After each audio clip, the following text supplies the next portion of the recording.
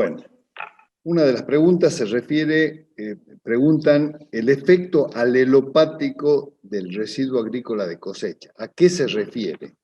Bueno, yo mencioné que sí que el residuo podía tener un efecto alelopático, y la alelopatía es un fenómeno que se refiere a que ciertas especies vegetales pueden producir sustancias que afectan el crecimiento de otras especies vegetales.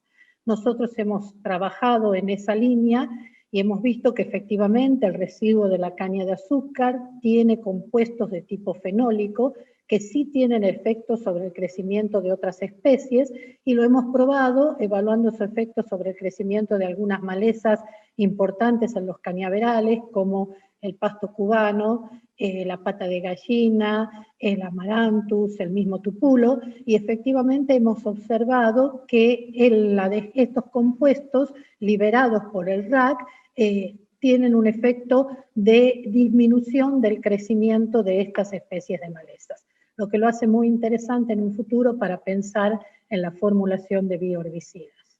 Muchas gracias, Patricia. Tenemos otra pregunta, dice, cuando se mantiene la cobertura del RAC en el suelo, ¿tiene algún impacto en la población de tallos a cosecha? Bueno, nosotros en todos nuestros ensayos no hemos observado disminución, que supongo que a eso se refiere sobre todo. Si bien puede haber un retraso en la emergencia, como yo lo menos mencioné, esta situación se revierte y llegamos a cosecha con una población de tallos similar a la que tienen las parcelas que no tienen cobertura. O sea que no hay ningún efecto negativo sobre la población de tallos a cosecha. A ver, una última pregunta. Si bien está verificado los beneficios que tiene la cosecha en verde y dejar estos residuos en cosecha, sin embargo, se sigue observando en la provincia mucha quema todavía. ¿Cómo cree que sería cómo habría que fortalecer la campaña para evitar estas quemas? Componente muy importante educativo, comunicacional, de transmitir, por un lado, al sector productivo las ventajas, la importancia del mantenimiento, que muchos de ellos ya lo conocen perfectamente, pero nunca está de más, la importancia del mantenimiento de evitar la quema o mantener la cobertura en las situaciones en que es posible, y por el otro lado, hacer entender a la comunidad en general que hay que tener una actitud muy responsable respecto al fuego. Porque a veces no es que la intención sea quemar toda una finca o quemar miles de hectáreas, pero una pequeña irresponsabilidad, una brasa, un fuego no controlado, la quema de la basura, las mismas instituciones que tienen que ver con el gobierno también tienen que ser muy responsables respecto a eso. La no quema de las banquinas, tantas cosas que a veces se observan que generan después fuegos que además son incontrolables. En Tucumán, con las condiciones de sequía primaveral, con la presencia de heladas que a veces hacen que todo el material vegetal, no solo la caña, sino las malezas y demás, tengan altos niveles de combustibilidad, realmente una pequeña irresponsabilidad puede generar un enorme foco de fuego.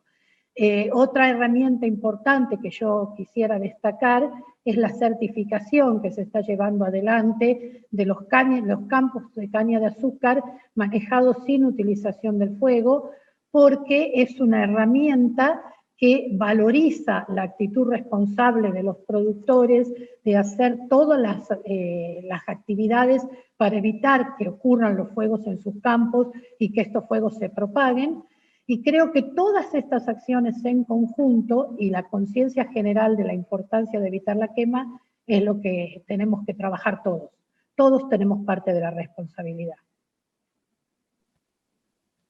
Buenísimo, excelente, Patricia. Muchísimas gracias. Ha sido muy clara y creo que de nuevo reforzar lo que es la postura de la estación experimental en el sentido de evitar esta quema y proceder a la cosecha de caña en verde y hacer un buen uso de estos rastrojos.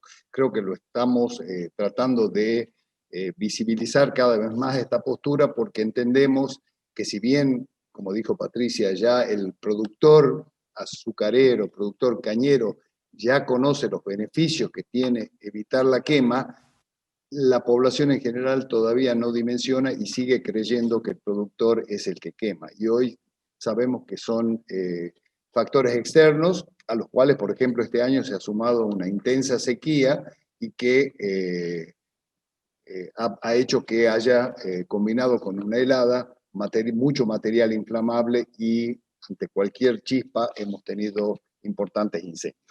Muchas gracias, Patricia. Entonces, vamos con algunas preguntas, varias que han llegado para el ingeniero Jorge Feijó.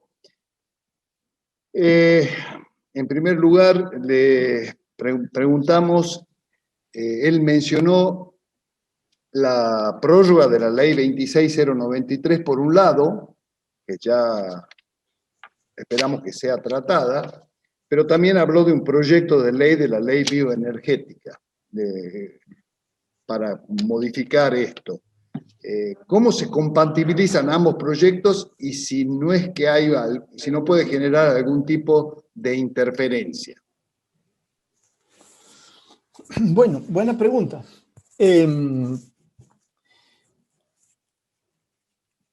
La prórroga de la ley, el pedido de prórroga de la ley, un tema que el sector azucarero viene reclamando desde mayo de este año, con notas al presidente.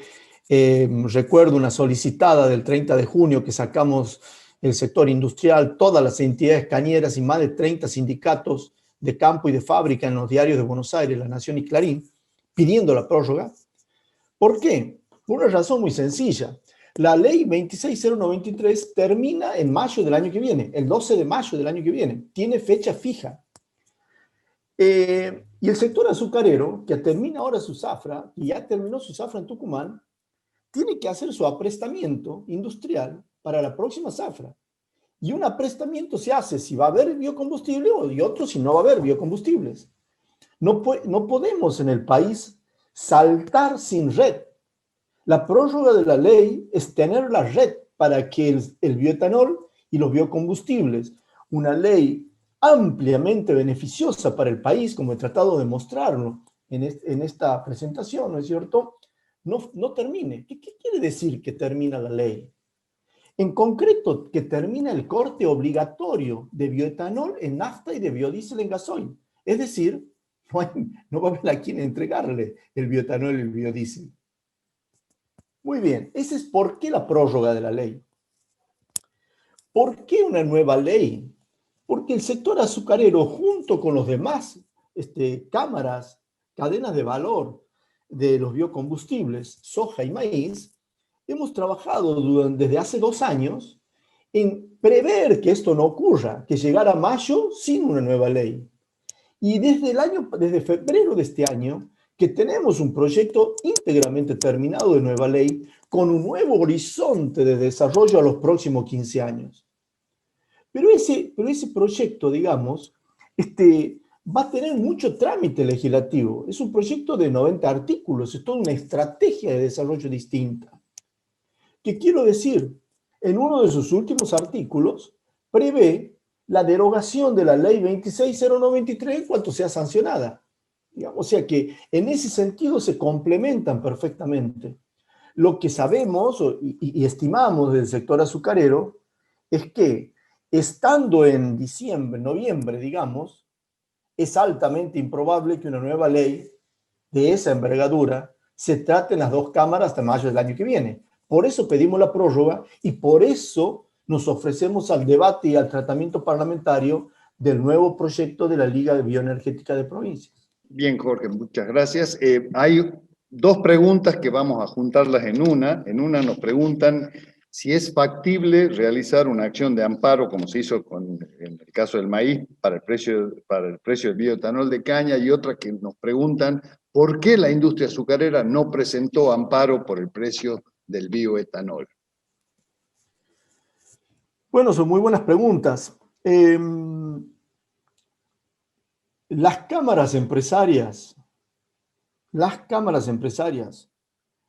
las dos que hay de maíz y el Centro Azucarero Argentino, estamos haciendo gestiones porque creemos que la solución tiene que ser política. La Secretaría de Energía tiene que ejercer y asumir su rol de autoridad de aplicación y hacer cumplir la ley, que dice que el bioetanol tiene que tener un precio que compense sus costos y una utilidad razonable. La estación experimental ha hecho estudios en distintas etapas, cada 6 meses lo hace y les consta cuál es ese costo y cuál es esa utilidad razonable. Ahora bien, que las empresas recurran al amparo están en todo su derecho de defender su derecho y es legítimo. Ha empezado por una razón de oportunidad, digamos, una maicera. Después han ido otras, como hace 2 años, la que empezó el tema del amparo fue una azucarera.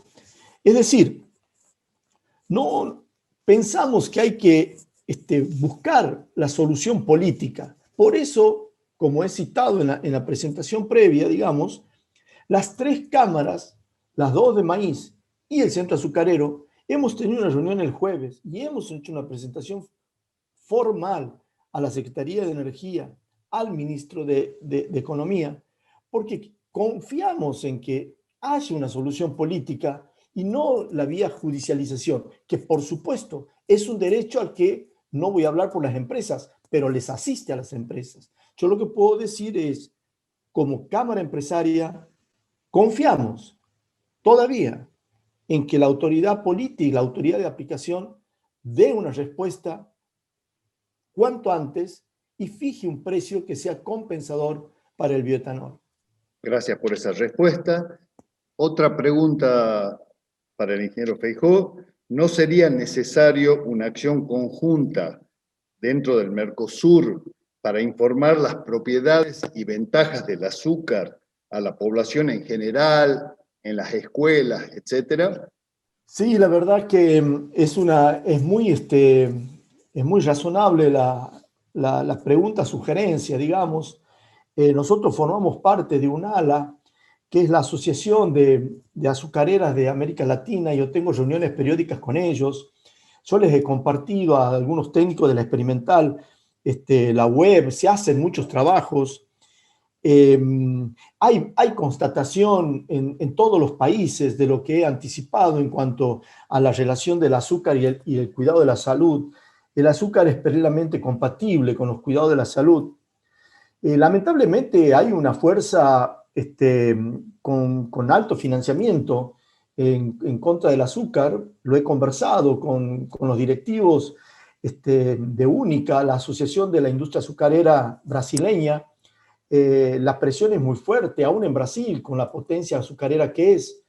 La verdad que uno siempre se siente en deuda con ese trabajo de concientización, de información. Ahora, la verdad que en todos los países se siente la afrenta al azúcar, quizás como una cuestión de moda, quizás como una cuestión... no lo sé, pero aún en Estados Unidos hemos estado en reuniones con azucareros de Estados Unidos.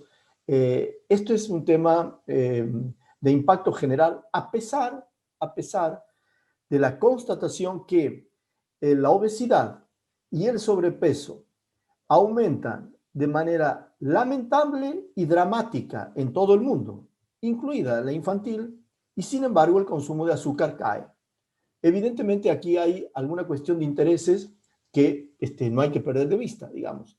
Pero sí, me siento deudor como sector, ¿no es cierto?, de no hacer más en favor del azúcar desde el punto de vista de concientización social. Muchas gracias. Otra pregunta que nos hacen es ¿cómo está contemplado el impacto ambiental por aumento de producción de vinaza proveniente de alcohol ante un posible incremento del corte de aprobarse las modificaciones en la ley de biocombustibles? Bueno, muy buena pregunta. Yo quisiera recordar, porque me ha tocado en mi rol de pasado, digamos, ¿dónde estábamos? ¿Dónde estábamos cuando empezó el plan en el 2010? Y lo que ha hecho Tucumán, y lo que han hecho los ingenios del norte, lo que ha hecho la actividad azucarera en materia de cuidado ambiental, en particular con el tema de la vinaza, ha sido una tarea monumental, tanto del sector productivo como del sector industrial. Yo quiero recordar que en diciembre del 2011 se firmó un acuerdo entre las jurisdicciones de Santiago del Estero, firmado por los gobernadores de Santiago del Estero, Tucumán, la Secretaría de Ambiente de la Nación, homologado ante la Corte de la Nación, que hasta el día de hoy emite monitoreos e informe de monitoreos trimestrales a la Corte de la Nación, que son ratificados y vigilados por la Corte. No solamente hay que seguir haciendo esfuerzos en el tratamiento en la gestión y tratamiento de la vinaza por la expectativa de crecimiento, sino también por lo que es hoy como subproducto del proceso industrial, pero además por la potencialidad que ella tiene desde el punto de vista productivo, energético, agronómico, agrícola, etcétera, etcétera. Cuando estábamos el año pasado elaborando el proyecto de ley de la Liga Bioenergética de Provincias, yo tuve varias reuniones con los técnicos de la experimental, me remito a ellos, e hicimos una prospectiva de inversiones en función de qué necesitaríamos para llegar al 15, al 18 y al 27,5%. ¿Qué significaba eso para el sector azucarero? Y la experimental hizo un trabajo muy interesante de lo que significaba eso en inversiones para agrícola. Había que renovar 270.000 hectáreas de caña en 5 años, había que incrementar 15.000 hectáreas de caña de azúcar, y lo que significaba en materia industrial para el tratamiento de vinaza, para la destilación, para la deshidratación. Eso está documentado en un trabajo de la experimental que no me atrevo a repetir de memoria, pero está hecho ese trabajo. Seguimos con las preguntas, ingeniero Feijó. Nos preguntan si se registró algún cambio a partir del cambio de secretario de Energía que hubo hace unos meses. Sí, sí. Debo decir que lo sucedido no es responsabilidad de este secretario. Él ha recibido una situación muy compleja para el biodiesel y para el bioetanol. Encontramos muy buena disposición para abordar los problemas. 3 subsecretarios nos han convocado a reunión aún antes de haber asumido. Es decir, quiero destacar la predisposición a un contacto que no habíamos tenido honestamente. Por eso hacemos una apuesta y estamos permanentemente aportando soluciones, porque confiamos en que la convergencia de una solución tiene que ser de orden político, y encontramos en el secretario y en su equipo una muy buena predisposición en contactos permanentes, en diálogos permanentes, cosa que lamentablemente no habíamos tenido hasta ahora. Así que sí ha habido un cambio importante. Bien, tenemos un par de preguntas más hasta ahora. Nos preguntan cómo está pensando la industria azucarera entrar en una economía circular, cosa que ya está haciendo el sector maicero. Bueno, es todo un desafío, ¿no? Es todo un tema. Creo que el sector se debe otros espacios de opciones de inversión y de desarrollo. La experimental siempre ha marcado, el área de industria de la experimental siempre ha marcado las opciones que se presentan al sector azucarero. El Congreso Mundial del año pasado de técnicos ha mostrado opciones muy interesantes, muy interesantes. Ahora, también tenemos que decir que el sector tanto productivo como industrial azucarero argentino viene de varios años de perjuicios económicos y hay que decir que la recuperación del precio de la bolsa de azúcar recién se ha dado en enero o febrero de este año. Y como ustedes ven, ya inclusive muestra cierto deterioro. El tema es de económico, digamos, es de capacidad económica para enfrentar distintas etapas de inversión o procesos de inversión. El sector maicero tiene otras posibilidades, otras potencialidades, digamos, desde el punto de vista financiero inclusive, de manera que no es que falten proyectos, sino que falta estabilidad en el aspecto económico.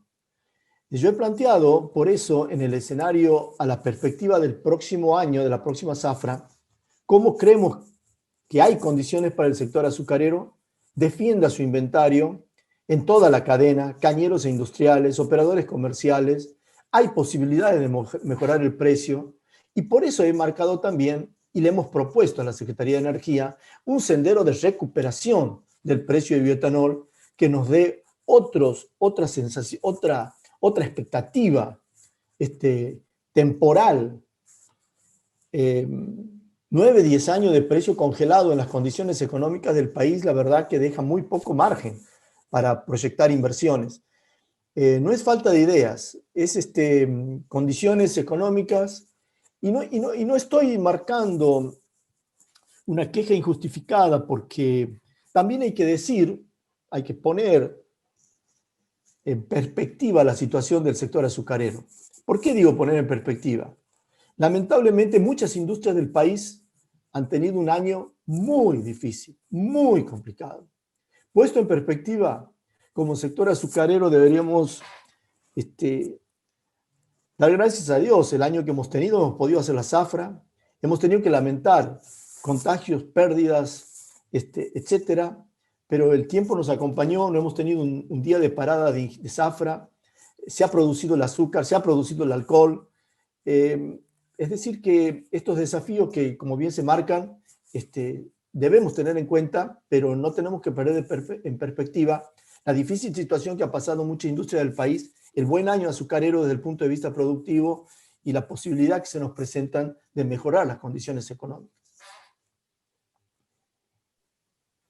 Muy bien, ahora sí vamos con la última de las preguntas y relacionada también con la anterior. ¿Qué otros usos del azúcar o derivados se están analizando?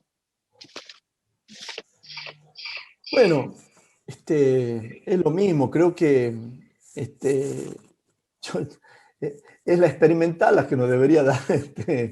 Ahí por ahí lo veo a Marcelo Ruiz, podría tomar el desafío, mostrarnos inclusive todo el potencial de la actividad azucarera, ¿no es cierto?, en el mundo, con todo lo que significa los bioplásticos, pero sería